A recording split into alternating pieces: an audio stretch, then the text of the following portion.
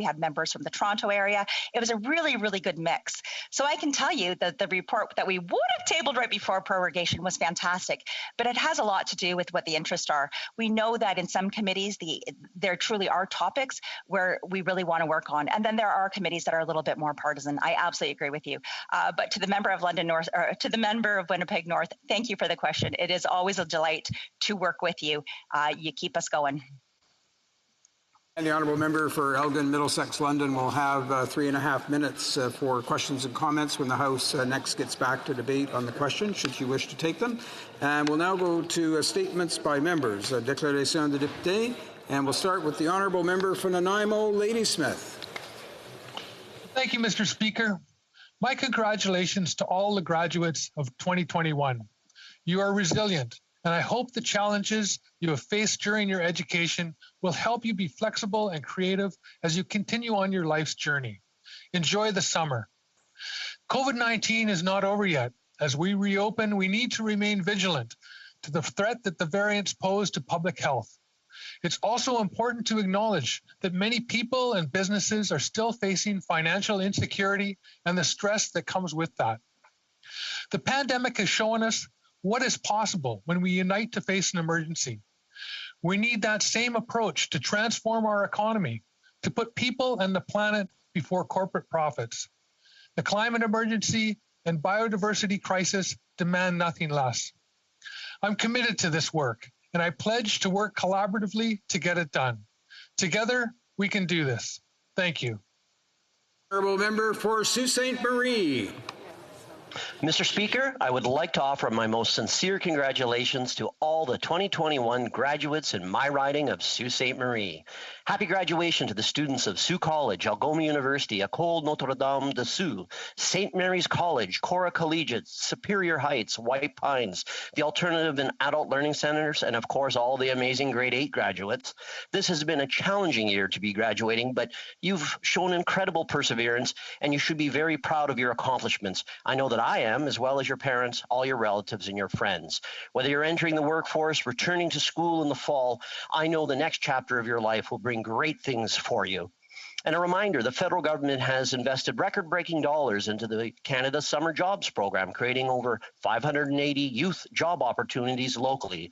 So visit Canada Job Bank online for more info. 2021 graduates, you are outstanding members of the community. All the best in your future endeavors. Thank you, Mr. Speaker.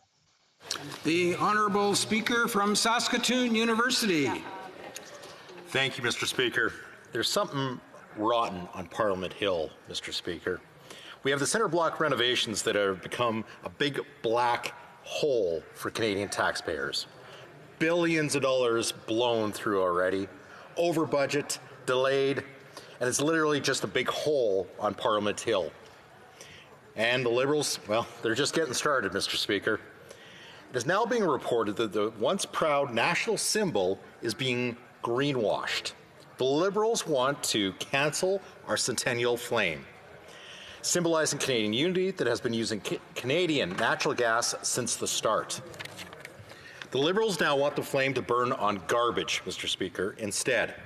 They would rather truck in garbage dump gases from Montreal than use Canadian clean natural gas, Mr. Speaker. When will the Liberals stop turning our national symbols into garbage? Canada is not a garbage dump, and the Liberals need to stop treating us like one.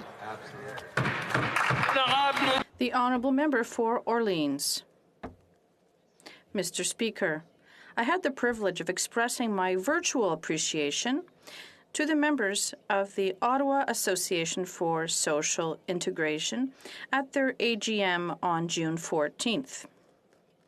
They're celebrating this year their 30th, and I would like to thank them for their vital services they provide in our community.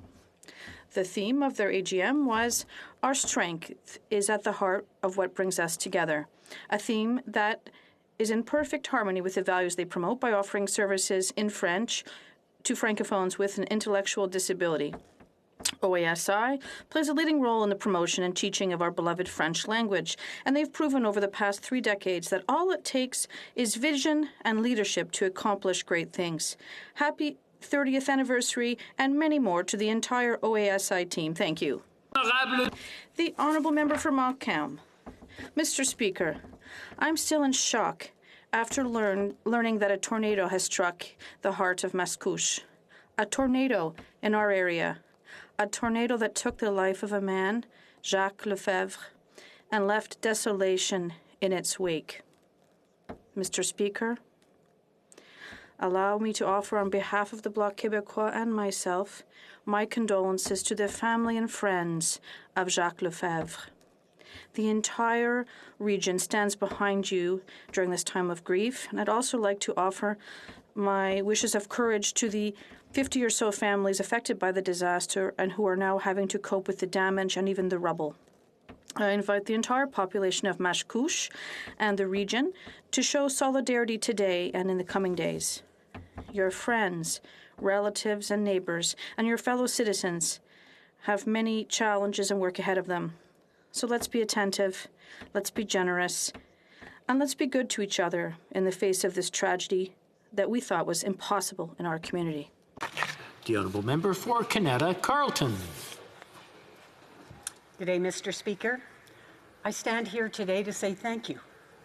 Thank you to the people of Canada Carleton, and thank you to all Canadians. You have inspired me with your tenacity, with your generosity, with your compassion, and with your care.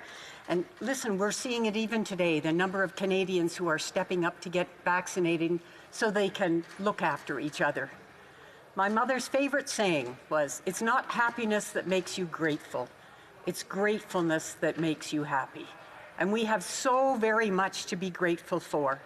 It's quite an honor to stand here and to thank all of you for your commitment to a better Canada.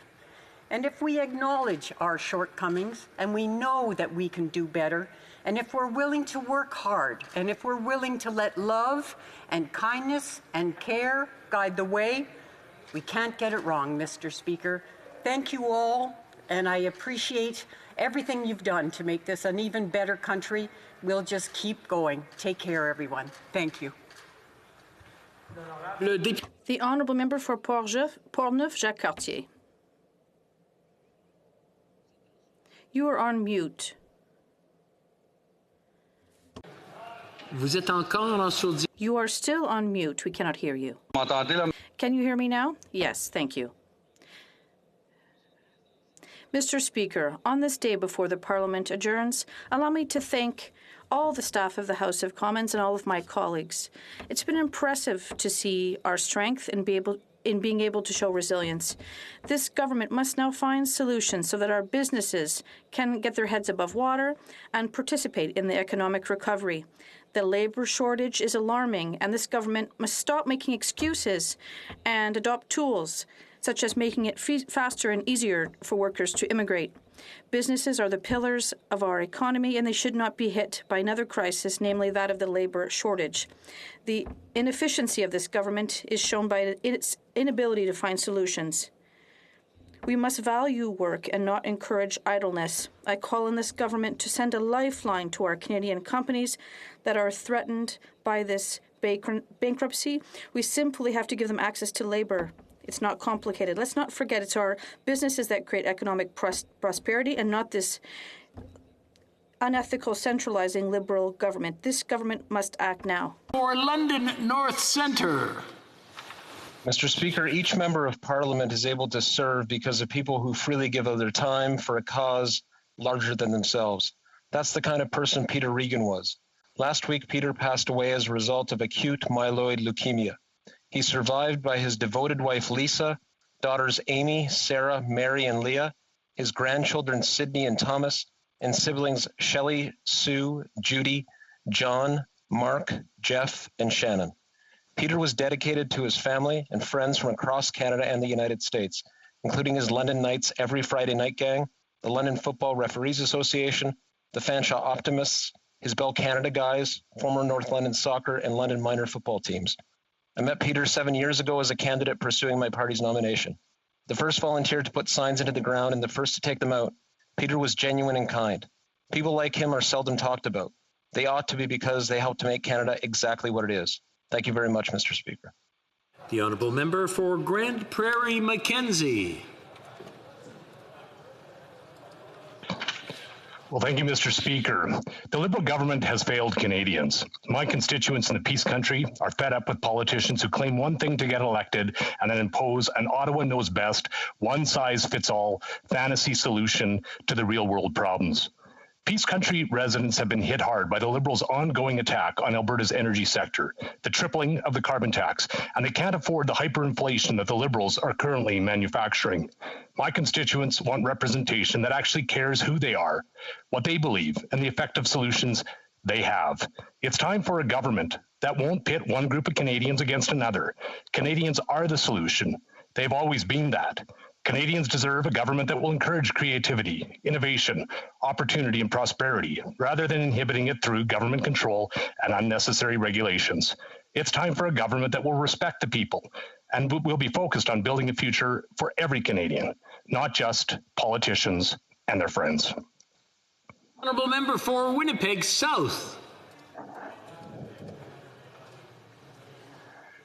Mr. Speaker, earlier this month, our country witnessed a horrific tragedy. The Afzal family, enjoying an evening walk together, became the victims of an abhorrent act of hate and terror that demonstrated the destructive and deadly consequences of Islamophobia.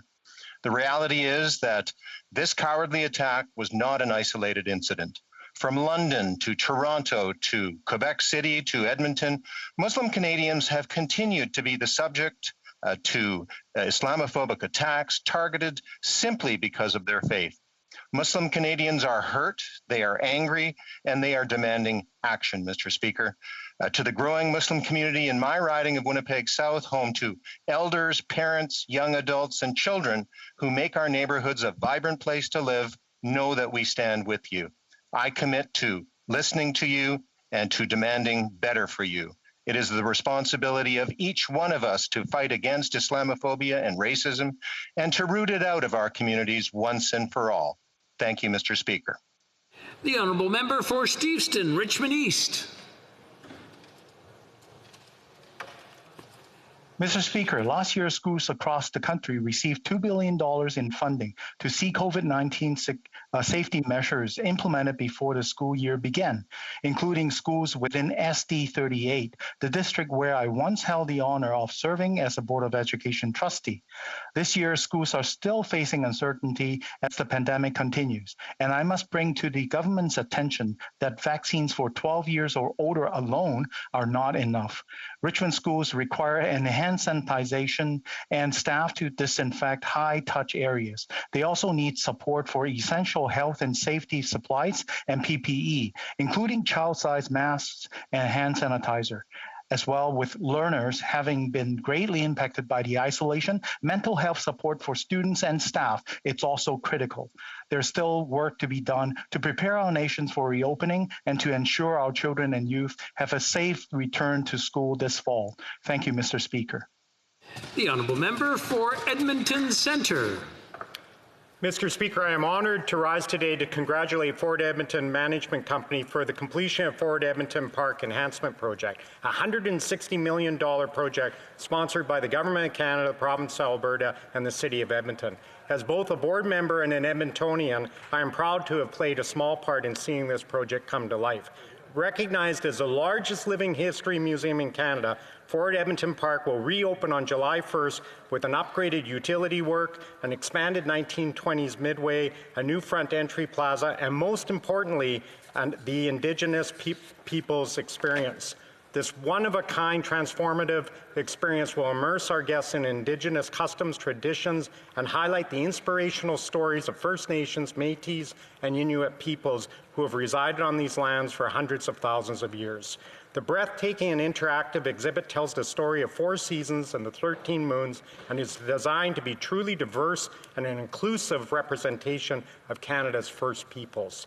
I look forward to the impacts it will have on my own community, the surrounding area of Edmonton, and the rest of Canada. The honourable member for Hamilton Centre.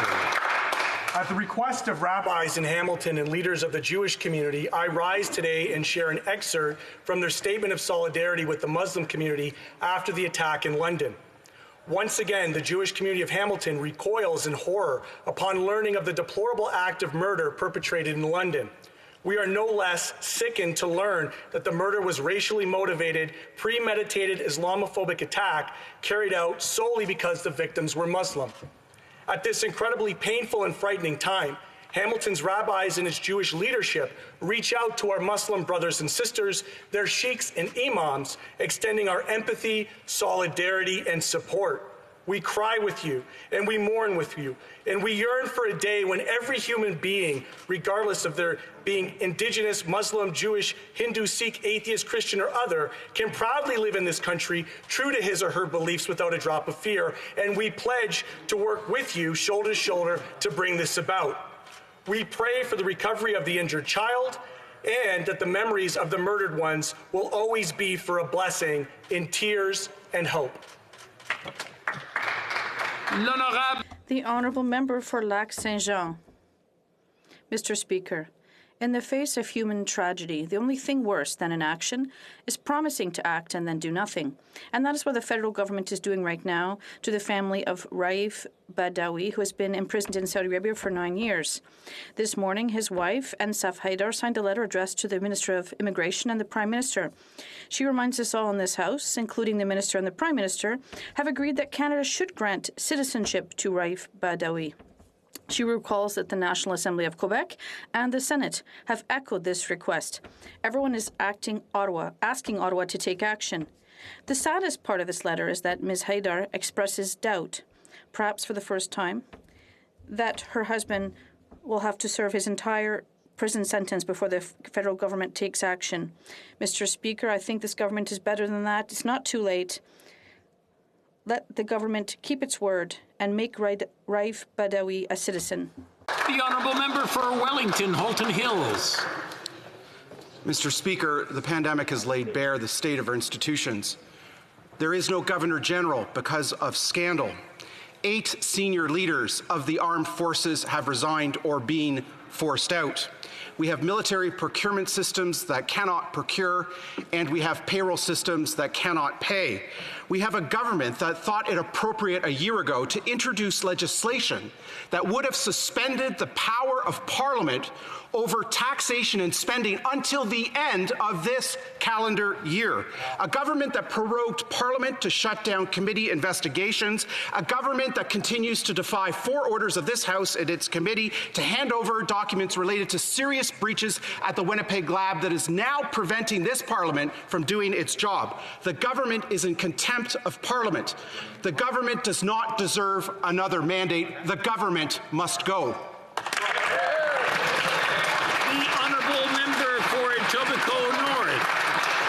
My thoughts and prayers are with 3 beautiful, innocent children who were attending a birthday party on a warm summer night. What should have been a happy occasion filled with children's laughter quickly turned to tragedy when a 1-year-old, a 5-year-old, and an 11-year-old were hit by gunfire. Our community is outraged by this brazen, disgusting, and horrific attack. Well, we are grateful that 2 of the injured children have been released from hospital. We keep a little girl in critical condition in all our hearts. Firing a gun anywhere, anytime in our community is unacceptable. We cannot tolerate violence, especially when it threatens the lives of children in our community. The perpetrators of this heinous crime must be brought to justice. We thank 23 Division for working nonstop to find those responsible, and we must strengthen our efforts to end gun violence and heal our communities.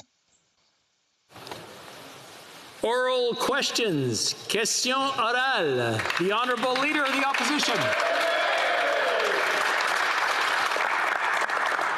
Monsieur le Président, le scandale. Mr. Speaker, the Canadian Armed Forces sexual misconduct scandal is going from a crisis to a tragedy. This morning, the Ombudsman said that political interference and a lack of ministerial accountability amount to a cover-up by the Liberals. When will this Prime Minister be held responsible for his actions? The Right Honourable Prime Minister. Thank you, Mr. Speaker. We are entirely committed to a structural and a cultural change in the Canadian Armed Forces and the Department of Defense. We have taken concrete action. We have appointed Jenny Carignan, and we have also recently appointed Louise Arbour, who will be carrying out an arm's-length review of the matter. In Budget 2021, we committed to investing more than $236 million to fight sexual misconduct in the armed forces. We will continue to do the work that we need to do to ensure that everyone who serves is appropriately protected and supported. The Honourable Leader of the Opposition. Ombudsman said that the sexual misconduct cover-up in our military has gone from a crisis to a tragedy. He said this government's actions and failures have eroded trust in our military. Unlike the Prime Minister, the Conservatives have a 5-point plan to secure our future and to restore accountability to Ottawa and to institutions like our military.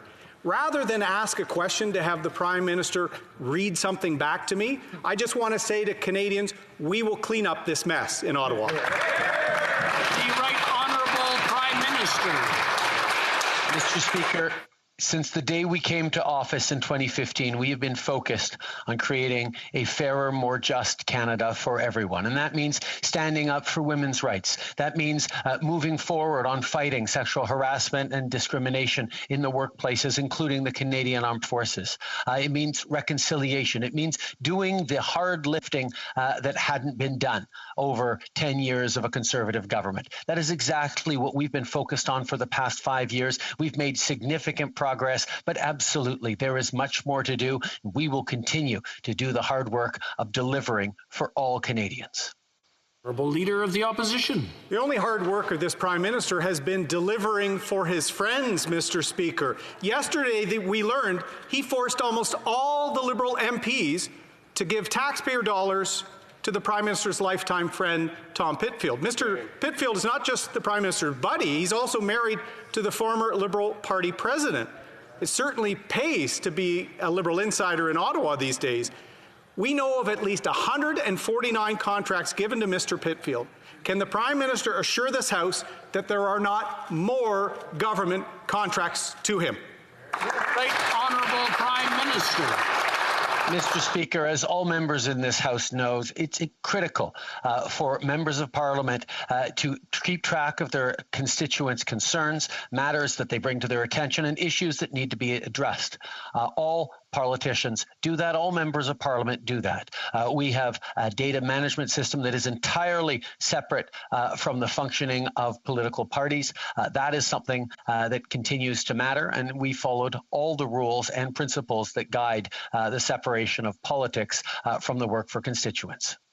The Honourable Leader of the Opposition. The only thing the Prime Minister keeps track of is how his friends and insiders are doing, from SNC Lavalin to the WE to Mr. Pitfield. Mr. Pitfield, the Prime Minister's lifetime friend. He stood in the Prime Minister's wedding party. You know, they even took an illegal trip to a billionaire's island together, Mr. Speaker. Canadians can't afford more of this insider dealing and corruption. Can the Prime Minister assure this House that he never personally approved a contract to Tom Pitfield or to Data Sciences? Right Honourable Prime Minister. Mr. Speaker, throughout this pandemic, we have been focused on supporting Canadians who need help, and that's exactly what we've done. Whether it was the millions of Canadians helped with the Canada Emergency Response Benefit or expanded EI, whether it was the workers and small businesses we've been able to support with the wage subsidy, our focus through this pandemic has been being there for Canadians, and that's exactly what we have. While Conservatives have nothing to do but try and sling mud and see what sticks, we're going to stay focused on Canadians. Let them focus on me. I'll focus on people who really need the help right across the country. The Leader of the Opposition. Well, Mr. Speaker, we'll see if this sticks. There is a contract from the Prime Minister in this pandemic to his good friend, Mr. Pitfield, something his office also ensured that 148 other members of Parliament gave taxpayer money to the Prime Minister's lifetime friend. In the midst of a pandemic, Mr. Pitfield runs Liberal List. You need to be on Liberal List to be a judge in this government's Canada, Mr. Speaker. Will the Prime Minister today apologize for putting the interests of his friends ahead of the interests of Canadians? The Right Once again, Mr. Speaker, the Conservatives will never let the facts get in the way of a good political attack. Unfortunately, Canadians deserve better than that. And fortunately, we have a government that is entirely focused on that. In terms of managing the needs of our constituents, MPs across all different parties use database management systems to support Canadians. And I can assure you that we are following all the rules in keeping those databases separate and indeed ensuring that House resources are used for constituency business, not political purposes. The other parties can't say that the same way. L'honorable député de Belleuil-Chambly. The Honourable Member for Belleuil-Chambly. Mr. Speaker, once again, the Prime Minister has announced new border measures without actually considering that perhaps it shouldn't be off the cuff. Now we've heard that for people who have received 2 doses, there will be fewer measures, but not for their children. There also won't be measures to help people who contracted COVID and can't get a second dose, nor are there measures for vaccinated international travelers. This is all improvisation. Hasn't this Prime Minister learned something after a year of pandemic? The Right Honourable Prime Minister. On the contrary, Mr. Speaker. What we've unveiled here is a gradual and responsible plan for border reopening. Starting July 5th, all travelers who are fully vaccinated will not have to go through quarantine. That will facilitate gradual reopening. We will announce further measures in the next few weeks as more Canadians get vaccinated, because we are always concentrating on the necessity of prioritizing Canadians' health. The Honourable Member for Belleuil-Chambly. Well, the Prime Minister is now saying that on July 21st, he will be announcing more measures, but that's a time when no one is watching the news. It's the middle of the summer. This will create further confusion. There should be clear, uncomplicated rules dictated by public health. There are more variants in the way of handling the border than variants of COVID in the world. How can this Prime Minister really be even more confused about how to reopen the borders than when he closed them? The Right Honourable Prime Minister. Mr. Speaker, I know that the leader of the Bloc Québécois wants simple answers, but this is a pandemic, and it's complicated. We need to look not only at the vaccine situation in Canada, but also the new variants and the new cases in various regions, and we also need to look at the international situation. We will move forward with a responsible reopening plan in partnership with the provinces and territories to ensure that at every stage we are keeping Canadians healthy and safe. That's what people expect from us. The Honourable Member for Burnaby South. Ombudsman stated that vested political interests complicate his office's ability to do their work. This is outrageous. He goes on to say when the Liberal government refuses to listen to his office's recommendations in order to advance political interest and their self-preservation or career advancement, then members of the defense community suffer. Specifically, women suffer because there continues to be a climate that is conducive to sexual misconduct against women. What's it going to take for the Prime Minister to fix this? Honourable Prime Minister.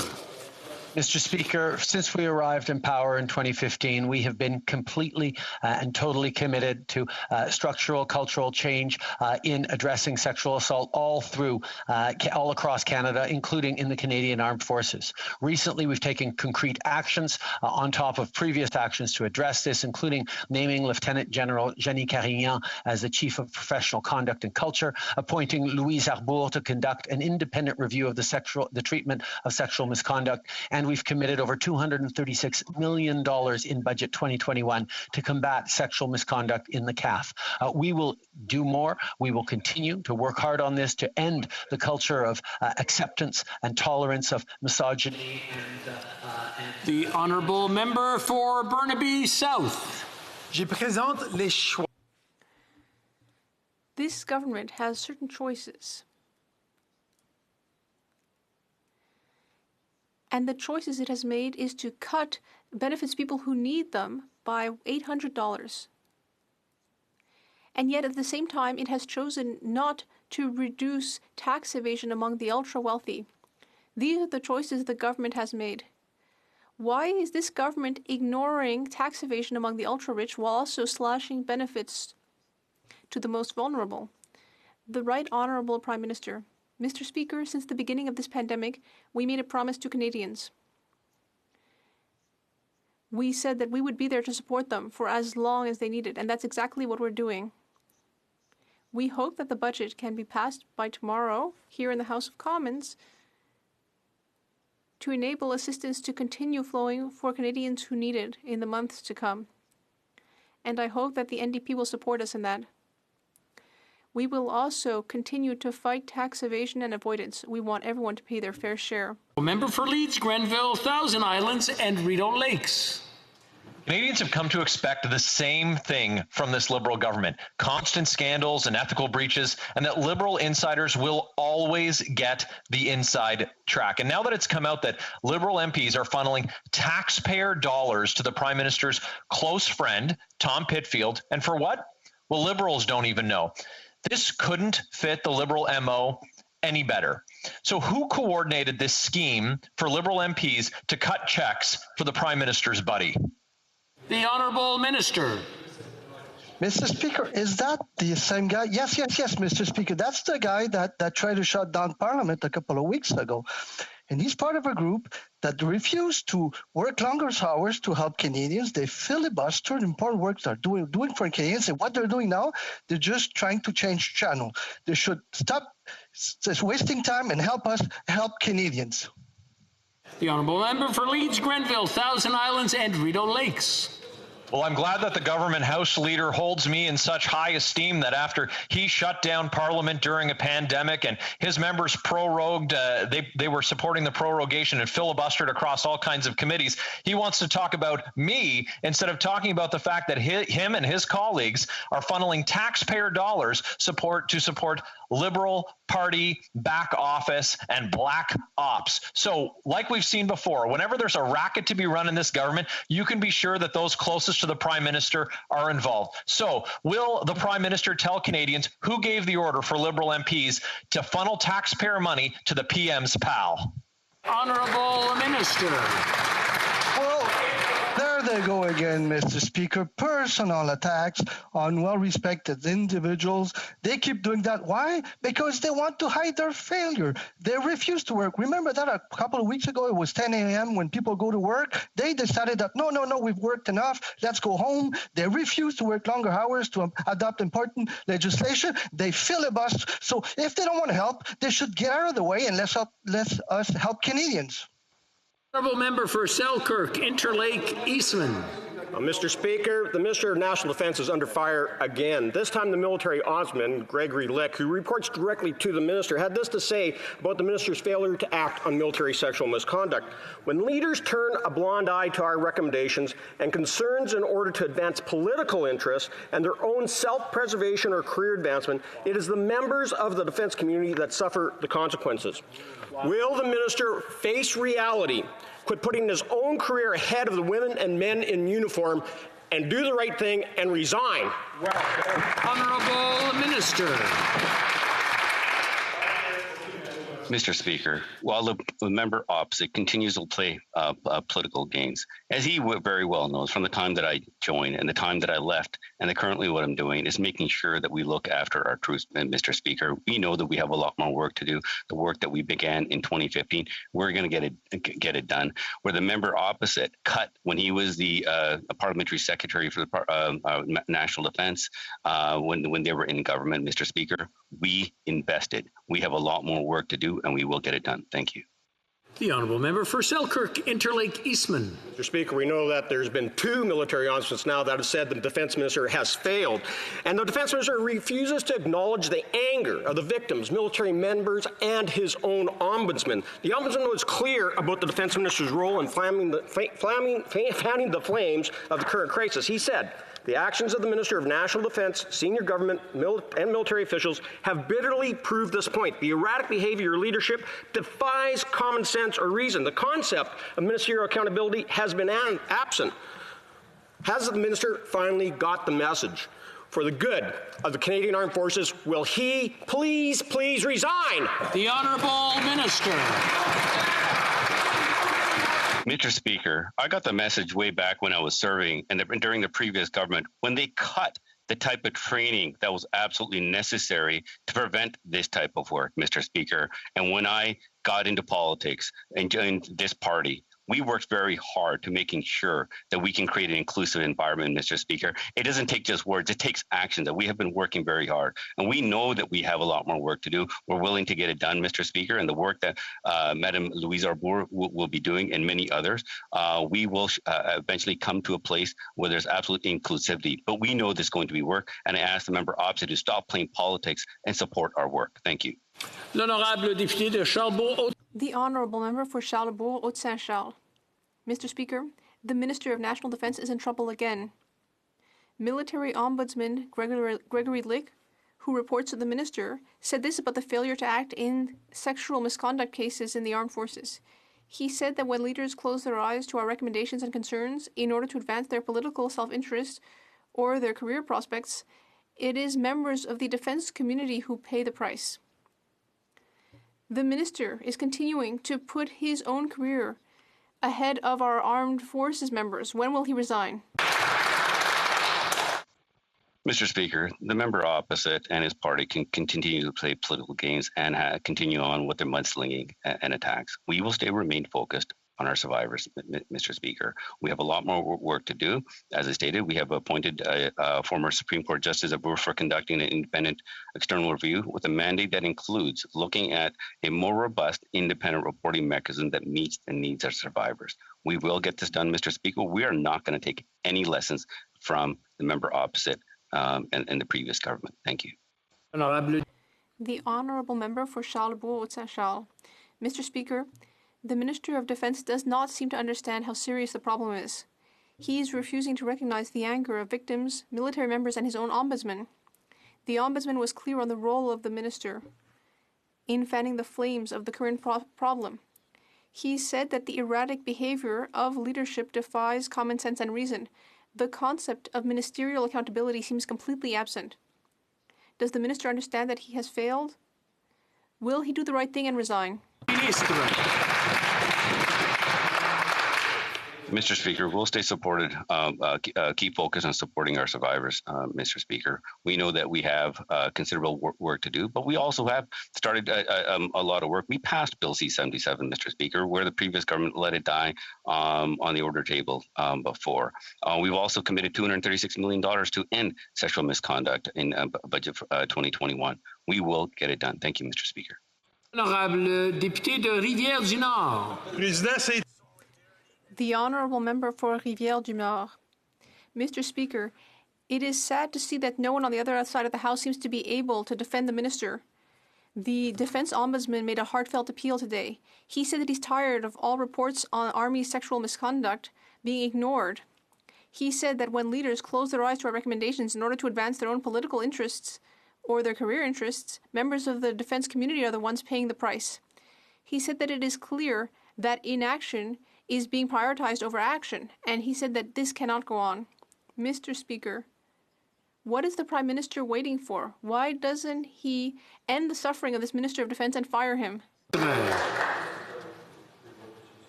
Honourable Minister. Mr. Speaker, as we look forward to the further reviewing of the Ombudsman's report, that said, we are taking further action to eliminate sexual misconduct, including committing over $236 million in budget 2021. As I stated, Justice Louise Arbour will be conducting an independent review to making sure that we create a more robust independent reporting mechanism that meets the needs of our survivors. She provided recommendations that we are committed to implementing them. We know that we have a lot more work to do, and we are willing to get it done. Thank you. L'honorable député de Rivière-du-Nord. The honourable member for Rivière-du-Nord. That's pathetic, Mr. Speaker. I agree with the Ombudsman. This can't go on like this. The Ombudsman has stated that the system is broken, that the minister does not listen, and that in fact he sweeps his concerns under the rug. The Ombudsman warned that people who lodge complaints in the army end up being retaliated against by their superiors. The Ombudsman has stated that the federal government has produced reports but then systematically ignored them. On multiple occasions, the Ombudsman has accused the minister of protecting his political interests instead of victims. Mr. Speaker, with everything that we've learned, how is it possible that the Minister of Defense is still occupying his position today? The Honourable Minister. Monsieur le Président, Mr. Speaker, the Bloc Québécois should take a step back and watch what it's saying. We are talking about a man who dedicated his life to his country. We're talking about a respected veteran, a man who is transforming the Canadian Armed Forces. He has clearly stated that he has no tolerance for discrimination and harassment. He is a man who deserves our trust and respect, and the Bloc Québécois should look at itself in the mirror and stop making these attacks. For Wellington, Halton Hills. Monsieur le Président, le gouvernement... Mr. Speaker, this government has disobeyed 4 binding orders of this House and its committee. This is rapidly evolving into a serious issue. The government is getting dangerously close to undermining the rule of law by its disobedience. What hope do we have as democracies to counter rising authoritarianism if our own government is undermining democracy and the rule of law here at home?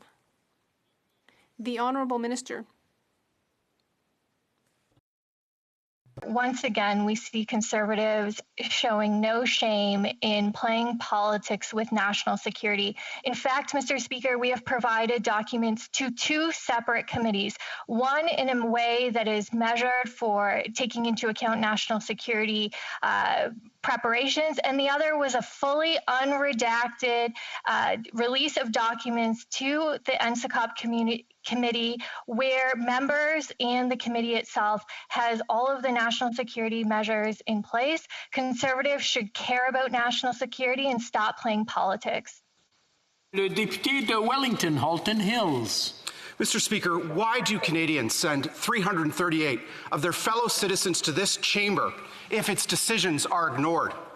Why do we spend $400 million a year on Parliament if our votes don't mean anything? Why are we spending billions on the buildings on this precinct if the processes and procedures here don't amount to anything? Why do we vote to adopt orders if the government is going to ignore them?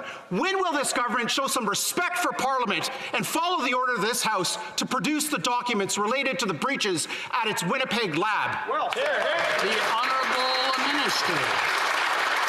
Mr. Speaker, as stated already, the documents have been provided to 2 separate committees. And I have a question for the member opposite. Why does he refer to the work of NSICOP when it suits his needs in committee to prove a point? However, when he's playing politics and it no longer suits him, he throws the integrity and the work of NSICOP under the bus. Mr. Speaker, Canadians see through these partisan games and understand which party is willing to put national security at risk for a little bump in the polls. The Honourable Member for Calgary, Nose Hill. Wow, that was awkward. Look, Mr. Speaker, the Liberals have a panel of scientists that provided advice, clear advice on benchmarks for lifting federal COVID-19 restrictions. Families who are separated across the border, tourism operators, hotel, airline, airport employees, they all need these benchmarks in order to work and have hope. Many countries around the world have already done this, and there is anger in the community that the Liberal government has not provided these benchmarks yet. So a very simple question, when will the Liberals provide benchmarks for lifting federal COVID-19 restrictions? The Honourable Minister. Mr. Speaker, the only thing awkward is the Conservatives' policy when it comes to border measures. On social media, they say tighten the border measures. In the House, they say loosen all restrictions without any basis in science or evidence. Mr. Speaker, the approaches that we are taking is a cautious one. I think all Canadians are very excited to see life start to return to normal. Canadians have stepped up to get vaccinated, followed local public health measures, and we are not going to sacrifice that work based on the political games being played by Conservatives. Mr. Speaker, we are going to stop the spread of COVID-19, save lives, and we're going to do so based on science and evidence. Before I go to the next question, I'm going to ask the honourable member for Calgary Nose Hill just to adjust her microphone up so that the interpreters can get it and everyone can hear her question in both languages. So I'm sure they're all wanting to hear what she has to say. The honourable member for Calgary Nose Hill. Thank you, Speaker. The answer from the parliamentary secretary was really disrespectful to families who are separated across borders, to airline and airport employees who just want a plan. They want benchmarks. And there is science to support those benchmarks. In fact, the government's own expert panel provided these benchmarks. The hotel quarantine program is not scientific. It's not based in any fact, and people need hope. So I'm asking the parliamentary secretary to take the concerns of this group really seriously, to resist the urge to provide that sort of, partisan response, and just explain to Canadians when the Liberals will provide benchmarks for lifting federal COVID-19 restrictions. The Honourable Minister. Mr. Speaker, once again, we have taken the concerns of Canadians seriously throughout this pandemic. It's the opposition and their own caucus who can't seem to get their story straight when it comes to which measures they want to follow. But Mr. Speaker, every step of the way, we are guided by science and evidence. Throughout this pandemic, we have had to adapt and adjust as the virus has changed. We've done so to keep Canadians safe and to save lives. While the member opposite want to play politics, we are taking this virus seriously, and we have put in place a cautious approach to make sure that the hard work that all Canadians has done is not lost. That's what our government is committed to. We are taking care of Canadians. Conservatives continue to play politics. The honourable member for Vancouver East. Imagine having Canada recognize your asylum claim only to be told that your children must wait patiently in an environment where they are at risk. The processing time for dependents of asylum seekers is 39 months. Right now, from Gaza alone, there are at least 10 refugees in Canada who've been separated from their loved ones for over 2 years. The Canadian Council of Refugees calling on the government to uphold the UN Convention on the Rights of the Child with a 6-month processing target. Will the minister immediately issue a temporary resident visa so that they can get them to safety and reunite with their loved ones? Honourable Minister. Mr. Speaker, since forming government in 2015, we've doubled the number of refugees in comparison to the last Conservative government. We've introduced and expanded pathways for Yazidis and survivors of Daesh, Guardian Angels, and Afghan Sikhs. And this year, we've already extended protected status to roughly 20,000. That is nearly double what the Conservatives did in their last year of government in 2015 in half the time. Mr. Speaker, I am proud of the work that this government has done in upholding human rights through our asylum systems, and we will continue to do that. The honourable member for Churchill, Kiwatnuk-Aski. Mr. Speaker, Canada has been in mourning since 215 children victims of Canada's genocide were found at Kamloops. First Nations are pushing to bring their children home. But where are the Liberals? Nowhere. Recycling old announcements and expecting First Nations to investigate genocide themselves. This Prime Minister pretends he's a human rights champion globally, but here in Canada, he's part of the problem on human rights. So when will he drop the empty symbolism, listen to First Nations, establish independent oversight, and provide adequate support, including bringing in the ICMP as called for by Pimicikamat Cree Nation? The Honourable Minister. Thank the member for the question. And all Canadians have been heartbroken since we learned of the remains at the former Kamloops Residential School. We are working with all of our partners, and this morning we were able to announce $488 million to $48.8 million for the FSIN to be able to begin their work. The engagement has said this must be Indigenous-led, community-based and must be survivor and family-centric as well as culturally sensitive. That's what the community wants, and that's what we're here to support. Honourable member for Guelph. Mr. Speaker, my constituents in Guelph are proud of our local small businesses and our entrepreneurs. Budget 2021 sets us up for strong, inclusive, and a sustainable economic recovery, ensuring that we're supporting local businesses through our actions. Just yesterday, the Minister of Small Business, Export Promotion and International Trade announced the Shop Local initiative. Can the Minister inform the House how Shop Local will help promote consumer confidence and provide growth for local small businesses? The Honourable Minister. Mr. Speaker, I want to thank the honourable member for his question and for his strong advocacy for small businesses in Guelph and indeed across Canada. Our government knows that small businesses are the backbone of the economy, and they will be critical from our recovery from COVID-19. And as the economy begins to open safely, our $33 million investment in Shop Local will encourage Canadians to shop at their local businesses, supporting those entrepreneurs, helping them recover more quickly. We've been there for businesses from day one and every step of the way throughout this pandemic, and we're going to continue to support them in this recovery. Thank you, Mr. Speaker. The honourable member for Carleton. Dans le marché de travail, on a le pire. In the labor market, we're facing the worst of both worlds. On the one hand, there are half a million workers more who are without jobs. On the other hand, there are 500,000 positions with no workers to fill them. According to a report from Stats Canada this morning, there are more vacant positions today than there were before the pandemic. Why did the government set up policies that are preventing those who don't have jobs from filling jobs that are available? The Honourable Minister. Mr. Speaker, the Conservatives have a long and storied history of accusing Canadians of being lazy. I remember as an Atlantic Canadian when Stephen Harper described our culture as one of defeat and tried to pass policies that would not support middle-class Canadians during their time of need. That has characterized the Conservative approach to the management of the pandemic and the economic losses that have stemmed from it. Canadians can rest assured that from the beginning of this pandemic to its end, we will be there for them in their time of need. Their leader opposes programs that help keep food on the table for 9 million Canadians and that kept 5 million workers on the payroll. We are here for Canadians and we have their back until the end. The honourable member for Carleton. Right. That member's heart bursts with so much generosity that he had no problem with the original CERB, which kicked people off benefits the second they dared earn more than $1,000. That's not compassion, Mr. Speaker. Our people want paychecks. But what we're learning today is that we have the worst of both worlds. Not only are there 500,000 more people without jobs, there are 500,000 jobs without workers.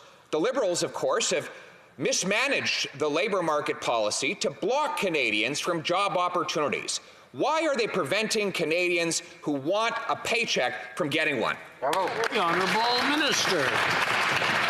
Mr. Speaker, from the very beginning of this pandemic, the Conservatives have opposed our emergency supports that were designed to keep workers on the payroll and help families keep food on the table and a roof over their heads. In fact, that member held a press conference so he could declare that Conservatives do not support big fat government programs. His leader has spoken at length about his opposition to CERB, which helped feed 9 million Canadian families. And last night, the Conservatives voted against measures that were going to continue to support households and business and indeed ensure that Canadians going forward would have a source of funds so they can earn paychecks. I will not take lessons from the Conservatives when it comes to economic management and emergency. This government has had Canadians back and will until the end of this pandemic. The honourable member for Calgary, Rocky Ridge.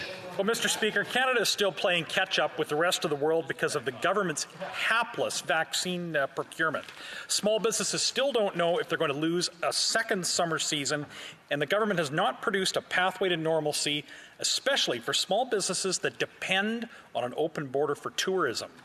I don't know how many times we've had to ask, Mr. Speaker, maybe today is going to be the day. Will this government finally table a real plan for a safe, permanent reopening? Honourable Minister. Mr. Speaker, evidently the member opposite isn't aware that Canada is first in the G20 and the G7 for the percentage of population with one dose of vaccine. We've delivered 36 million doses to the provinces and territories. 76% of eligible Canadians have had one dose, Mr. Speaker. We are going to have 50 million vaccines in this country before the end of June and 68 million before the end of July, Mr. Speaker. I don't think that's hapless work. That's work focused on Canadians, and we'll keep doing it. Thank you. L'honorable député de Beauce. The honourable member for Beauce. Mr. Speaker, the Liberal government promised to provide seniors with an increase in their pension plan. And with good reason, because many seniors suffered during the pandemic. However, to everyone's surprise, the government decided to offer it only to those aged 75 and up.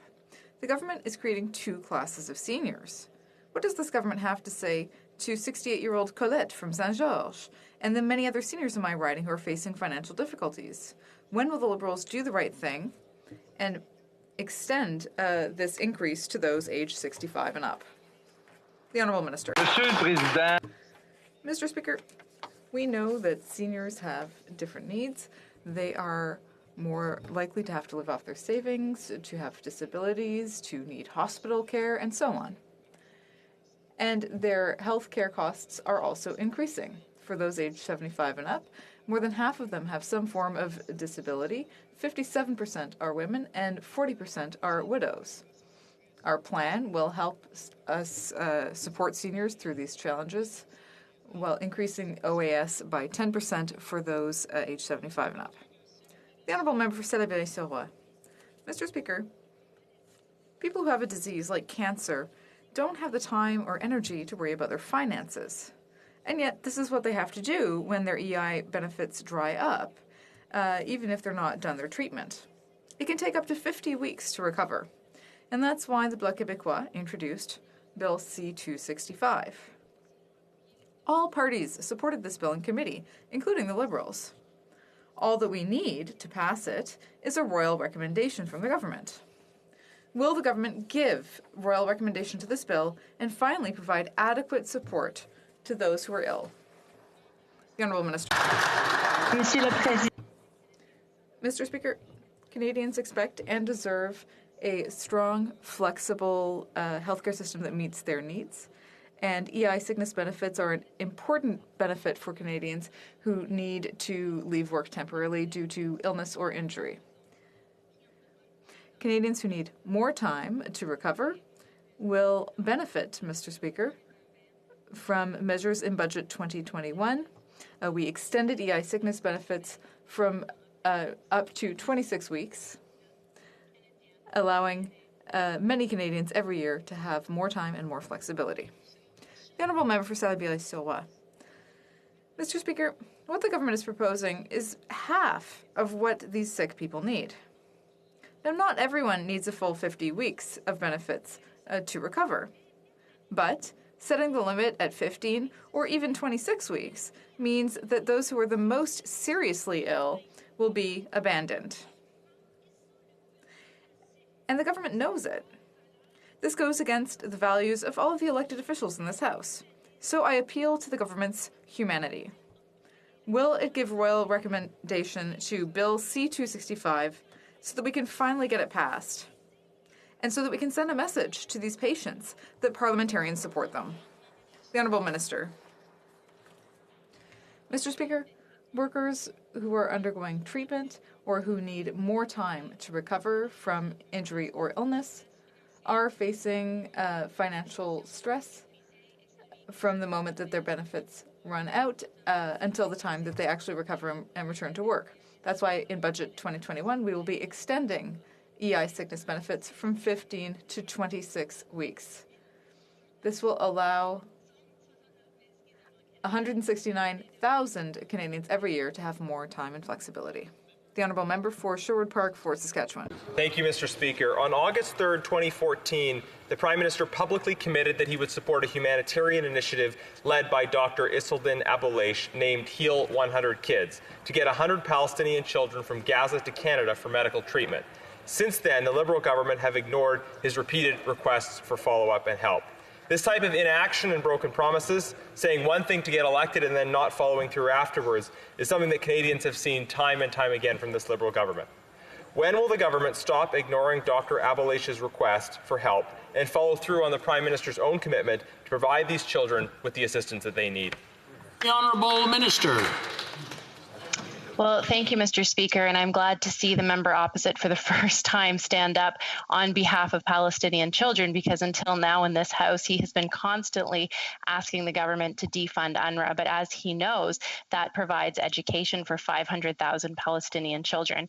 In fact, this government has been sure to provide services that will protect and uphold the human rights of Palestinian children, and we will continue to do so. I'm glad to see the member opposite for the first time showing concern for Palestinian children. Thank you, Mr. Speaker. The Honourable Member for Kelowna Lake Country. Mr. Speaker, in a June 2020 Industry Committee meeting, a witness from CSIS highlighted how today's spies wear, quote, lab coats, not just trench coats. The Liberal government is withholding documents concerning 2 federal scientists connected to the Chinese military, one of whom oversaw virus transfers to the Wuhan Institute of Virology. Canadians deserve answers. Will the Liberals finally release documents that this House has demanded and ordered 4 times, or will the cover-up continue? The Honourable Minister. Mr. Speaker, once again, only the Conservatives can accuse the government of a cover-up. Then we actually provided all of the documents to 2 separate committees, one with redactions to protect for national security, another in a completely unredacted form. It's unfortunate that the Conservative members didn't trust their own committee representation on that committee. I served with them. They did good work. And it's a shame that Conservatives are more focused on innuendo and conspiracy theories than doing the job of parliamentarians in this House and protecting the national security of all Canadians. The Honourable Member for Montmagny, Lillet, Kamouraska, Rivière-du-Loup. Mr. Speaker, the Liberal government is continuing its cover-up by preventing parliamentarians from getting all the facts about the firing of the 2 scientists from the National Microbiology Laboratory in Winnipeg. The government House leader even insulted the independent law clerk by stating yesterday that he didn't have the training or expertise to evaluate the documents that were requested. Will the Liberals finally comply with the will of the House, or will they threaten an early election and hope that this scandal blows over, Mr. Speaker? The Honourable Minister. Monsieur le Président. Mr. Speaker, my colleague neglects to mention that we provided possible solutions that you could explore, Mr. Speaker. The government, of course, recognizes the fundamental roles of Parliament and parliamentarians, but it also recognizes the importance of protecting national security and keeping certain things secret. So we proposed a solution, and contrary to my colleague who's trying to play petty politics, we are proposing concrete solutions that you can explore, and I hope that we'll be able to work together. The Honourable Member for Alfred Pellan. Mr. Speaker, the pandemic has highlighted the long-term inequities that affect the health, financial security, and well-being of people with disabilities. Fortunately, our government was there to protect the financial security of Canadians with disabilities with programs such as the single payment, the CRB, and the disability component of the Canada Student Emergency Benefit. We also introduced the first ever action plan for the inclusivity of persons with disabilities. Can the Minister update us on the progress that our government has made to support Canadians with disabilities? The Honourable Minister. Mr. Speaker, I'd like to thank the member for Alfred Pellan for his advocacy on behalf of people with disabilities. Since 2015, our government has taken historic steps to create an inclusive Canada for those with disabilities. And Budget 2021 builds on these steps by putting the maxim, "Nothing without us," into action. We are investing in accessible communities, training and job creation, student with disabilities, and inclusive childcare. And this morning, we introduced legislation to create the Canada Disability Benefit. This important legislation will help reduce poverty and promote financial security for working Canadians with disabilities. Everyone benefits when we take an inclusive approach. Member for Oshawa. Yesterday, on the issue of gun violence after the tragic Etobicoke shooting that seriously injured an 11-year-old, a 5-year-old, and a 1-year-old, the Minister of Public Safety stated that his government's approach to banning firearms owned by law-abiding citizens will curb such violence. Yet his government introduced Bill C-22, which weakens penalties for gun crimes by eliminating mandatory minimum sentences. Mr. Speaker, can the Minister of Public Safety please explain how weakening penalties for gun crimes somehow reduces gun crime? The Honourable Minister. Thank you very much, Mr. Speaker. And to be very clear, we promised Canadians that we will strengthen gun control, and we have done, are in the process of doing that. We know the Conservatives have promised the gun lobby that they will weaken gun laws, and I believe that's a very serious mistake, Mr. Speaker. I also want to be clear that ensuring that we eliminate the systemic and structural racism that exists throughout the criminal justice system is another way to improve public safety in our communities by ensuring that all Canadians are treated in a just and fair way and given opportunities to participate fulsomely in our communities and in our society. Success for everyone in Canada is an important part of our strategy for keeping Canadians safe. The Honourable Member for Essex. Mr. Speaker, representing a border community, I hear daily from families and business owners who need to cross the border. A 14-day quarantine, a 3-day lockdown, and substandard fare, all at their own expense, Mr. Speaker. Meanwhile, their Prime Minister enjoys 12 hours in a posh hotel of his choosing, at taxpayers' expense. One set of rules for regular Canadians, another for him and his entourage. Mr. Speaker, when will the Prime Minister present a plan to safely reopen the borders? The Honourable Minister. Mr. Speaker, we are all incredibly excited to start to see a life post-COVID. This is precisely why we've started to release or adjust some of the border measures. But Mr. Speaker, we are going to do this in a cautious, responsible manner to ensure that all of the hard work, all of the sacrifices that Canadians have made is not lost. We are so grateful that Canadians continue to step up to get vaccinated, continue to follow local public health guidelines. And Mr. Speaker, by doing so, we are going to get through this. We are going to save lives. And Mr. Speaker, we are going to follow the science and evidence to make sure Canadians are safe. The Honourable Member for Red Deer Mountain View. Mr. Speaker, my riding of Red Deer Mountain View is now almost fully open despite the Liberal government's total failure to address the COVID-19 pandemic. We've succeeded because we're Albertans. Not only is Alberta now leading the way when it comes to vaccinations and reopening our economy, but we're poised to lead the way for an economic recovery across Canada, providing the Liberal government gets out of the way. When does this Liberal government ignore Alberta's leadership role and continually punish with draconian measures like Bill 69? Honourable Minister. Mr. Speaker, every step of the way, the federal government has been supporting the provinces and territories in order to combat the COVID-19 pandemic. In terms of PPE, we procured 2.7 billion items of PPE for the provinces and territories. Mr. Speaker, 40% of those contracts by dollar value are with Canadian companies, including companies from Alberta, Mr. Speaker. We have procured over 100 million vaccines, 50 million of which will have arrived by the end of June. Mr. Speaker, the Conservatives take credit for our vaccine procurement on the one hand, and they criticize our procurements of PPE and vaccines on the other. Which one is it, Mr. Speaker? I'd like to know. Thank you. The Honourable Member for Cape Breton-Canso.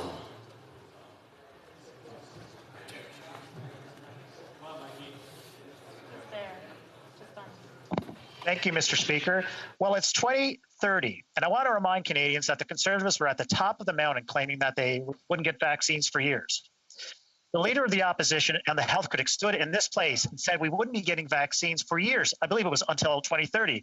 This is the same party that didn't believe that we would meet the targets that we're now exceeding. So, Mr. Speaker, let's get the record straight. Can the Minister of Public Services and Procurement tell this House how her hard work was able to deliver a well-thought-out plan and update us on where we are in the process? The Honourable Minister. Monsieur le Président, c'était inaudible. L'anglais. Mr. Speaker, we couldn't hear the answer. Oh, yeah. Okay, I believe there was a technical problem. Did everyone have a problem here? Traduction. Problems with the translation, or people weren't hearing the answer? OK. Alors, je vais demander All right, I'm going to ask for Cape Breton to repeat his question and maybe adjust his mic so that we can all hear it. Are we good now? There we go. We'll try it now. Thank you, Mr. Speaker. It's 2030, and I want to remind Canadians that the Conservatives were at the top of the mountain, claiming that they wouldn't get vaccines for years. The leader of the opposition and the health critics stood in this place and said we wouldn't be getting vaccines for years, until 2030, I believe. This is the same party that didn't believe that we would meet the targets that we're now exceeding. So, Mr. Speaker, let's get to the point. Let's get straight to the record. Can the Minister of Public Services and Procurement tell this House how her hard work was able to deliver a well-thought-out vaccine plan and update us as to where we are in the process? The Honourable Minister. Thanks to the member for Cape Breton-Canso for his question. While the opposition criticizes and then takes credit for our vaccine procurements, I'm working on getting millions of doses into Canada as early as possible. This week alone, we are receiving 5.2 million doses from Pfizer and Moderna. We're on track to receive 50 million doses by the end of June and more than 68 million doses by the end of July. Canada continues to lead the world in vaccines because of hard work, and that's what I'll continue to focus on. Thank you, Mr. Speaker. The Honourable Member for Cowichan, Malahat Langford. Mr. Speaker, First Nations in BC are announcing their intention to take back control of resource stewardship on their traditional territories. Many of these territories contain ancient old-growth rainforests and watersheds that are critical to our planet's biodiversity and important in fighting climate change. The Nature Legacy Program's budget and priorities are not nearly enough to support Indigenous-led initiatives to protect ancient old-growth stands. Will the Minister of Environment commit to providing the necessary resources and work with First Nations that wish to create a conservation economy that protects these critical ecosystems? Honourable Minister. Thank you, Mr. Speaker. Thank you to my honourable colleague for the question. This government has made historic investments in protecting nature. Over the course of the past number of years, both marine and terrestrial, we have piloted in partnership with Indigenous peoples many Indigenous conserved and protected areas as part of that conservation agenda. It is extremely important of the path forward. We have committed to 30% protection by 2030 and are working very closely with provinces and territories and with Indigenous peoples across this country to ensure that we are doing what science tells us we must, which is protect biodiversity and stop the decline that has been happening over the past number of decades. For Hastings, Lennox and Addington. Mr. Speaker, last week I hosted a parliamentary press conference on the censorship of Canadian doctors and medical experts. Their testimony was truly shocking. Unfortunately, Facebook stopped my live stream in mid-conference. Despite this, the full press conference is now the most viewed video in history on CPAC's YouTube channel with over 500,000 views. However, on Facebook and Twitter, they are still restricting the sharing of this video on their platforms. Given the importance to democracy of Canadians seeing official parliamentary functions, does the minister denounce this censorship by big tech? The Honourable Minister.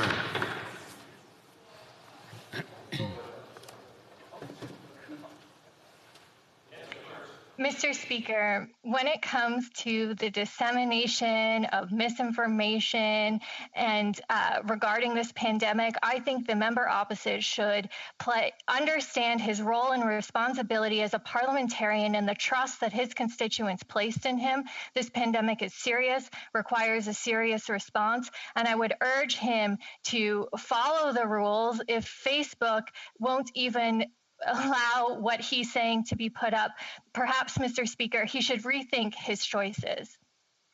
I'm afraid that's all the time we have for question period today. I see some points of order. L'honorable député. The honourable member for Montarville has a point of order. Yes, Mr. Speaker. There have been consultations among the parties, and I believe you would find unanimous consent for the following motion. that, in keeping with the unanimous report of the Foreign Affairs Committee, that this House call for dialogue between representatives of the Tibetan people, His Holiness the Dalai Lama, or his representatives, and or the Central Tibetan Administration, and the government of the People's Republic of China, with a view to allowing Tibet to exercise genuine autonomy within the framework of the Chinese Constitution. All those opposed to what the honourable member is moving will please say nay. There is no unanimous consent. For Hastings, Lennox, and Addington is rising on a point of order. Yeah, thank you, Mr. Speaker. I just had a brief point of order. I want to seek unanimous consent for a motion that I'll declare here briefly. As I mentioned in my question, I did a parliamentary press conference that was censored by Facebook, and I've had other people reach out to me and say that they are unable to share this. I think that's problematic. I think anything that goes on in this House should be freely able to be shared by Canadians. And I just wanted to share this motion that I'd like to seek unanimous consent on, that the House recognize that the House of Commons itself and the Parliament of Canada are a bastion of democracy and free speech. Members of Parliament enjoy special parliamentary privileges overseeing their ability to speak freely in Parliament, to discharge their duties freely and without constraint. Any Canadian seeking to share digital content of parliamentary functions should be able to do so freely and without constraint. The government must strongly defend the rights of parliamentarians against the outside interference of social media companies such as Facebook and Twitter, and B, call on the government to recognize that any potential suppression of information or censorship of parliamentary events, such as official press conferences, must not be allowed to happen, and to officially sanction Facebook and Twitter for their actions. All those opposed to the honourable member moving the motion will please say nay. Agreed. Oh, we don't have unanimous consent. No more points of order.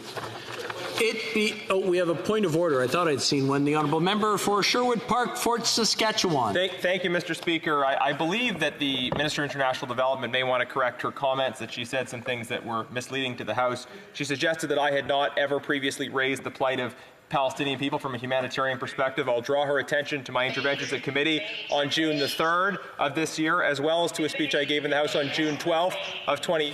I'm going to interrupt. I believe it is a debate, and just correcting information, maybe would like to put it in. Order, please. I just want to remind the honourable members in their statements, whether they're in person or virtual, please take into consideration what they're saying. We don't want anything inflammatory out there that's going to cause any problems in the House. I believe we have another I believe we have another point of order. The honourable member for Hull Aylmer. Thank you, Mr. Speaker. Mr. Speaker, I had technical difficulties, and could not complete my SO31 as a result.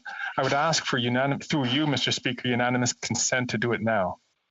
All those opposed to the honourable member moving the motion? Yes, 1 second. Yes, the honourable member for Kingston the Islands. In the past, you've not required unanimous consent to allow a member to redo that.